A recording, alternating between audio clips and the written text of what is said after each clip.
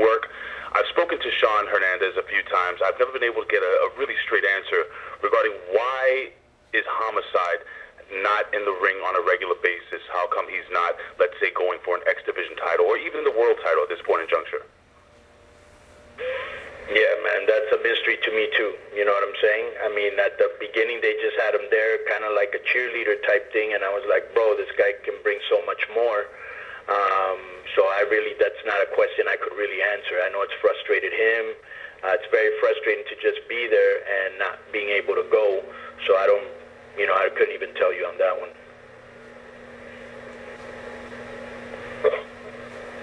Hey, Arup Alkar again from sportskeeda.com. My question is to Konnan, and my question is that since you have like 30 plus years of experience now in pro wrestling now, so how much input do you have creatively as far as storylines and promos for LAX goes?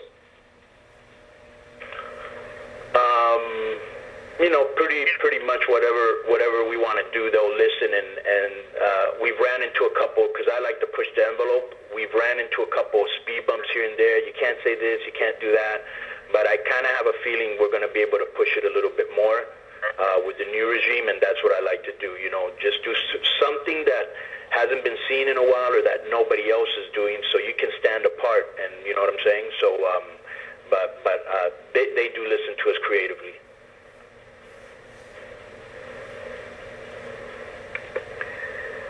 Hi, this is Raj Giri with WrestlingInc.com again. Konnan, there were some rumors earlier about Rey Mysterio's negotiations with certain companies possibly being affected because of past heat over the Max Moon character. Is there any truth to that, and what exactly happened with the whole Max Moon costume and that whole situation? Bro, the Max Moon thing is very easy. When I had met Vince McMahon, I told him about this idea I saw in Japan for like this animated robot, and so he was like, all right, we'll do it, and we did. But I lived in Mexico at the time, and the guy that was making the robot outfit lived in LA, so I would have to fly from Mexico to LA, pick up all these boxes, and then bring them all the way to, like, sometimes I'd be in Cape Cod, and then they'd have to put it in a taxi, and it was just a pain in the ass, really. And so what happened was, at that time, I started to blow up in Mexico. I had done this soap opera and this rap record, and it was doing good. So, I had I had crossed over into the mainstream, and I was a big draw as a wrestler. I mean, I was getting paid, bro.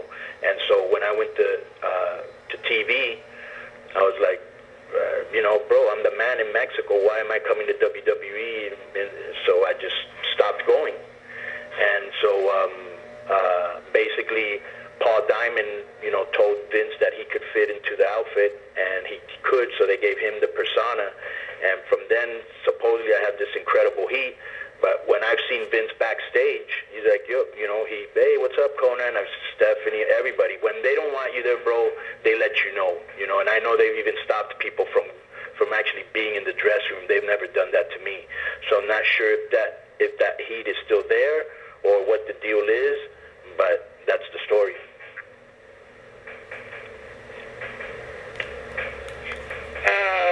Stephanie from Stitcher Magazine again. I wanted to ask Konnan. So you've been in the business for 30 years.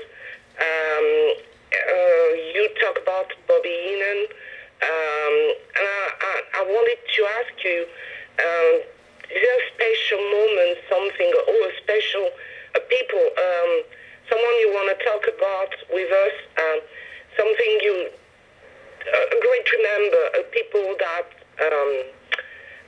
that was important for you in this business. And thank you again.